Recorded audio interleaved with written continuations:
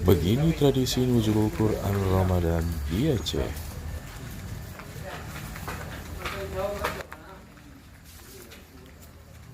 Kalau di Aceh ini, di Aceh besar ataupun Aceh ada istilah kanduri tamat tadarus atau lebih itu dikenal dengan itu nuzulul Quran.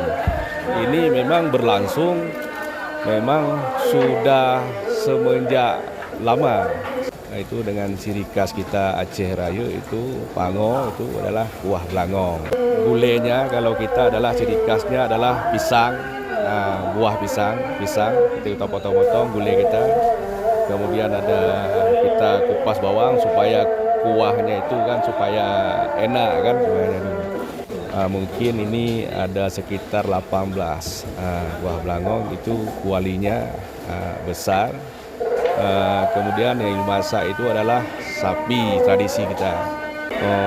Sumbernya itu adalah itu hasil sumbangan masyarakat, saudara-saudara. Kalau bahasa Acehnya adalah rape-rape. Nilai positifnya ini adalah bagian dari terbentuknya tali silaturahmi.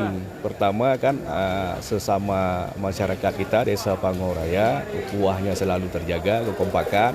Kemudian dengan desa-desa tetangga di Kecamatan Ulai Karing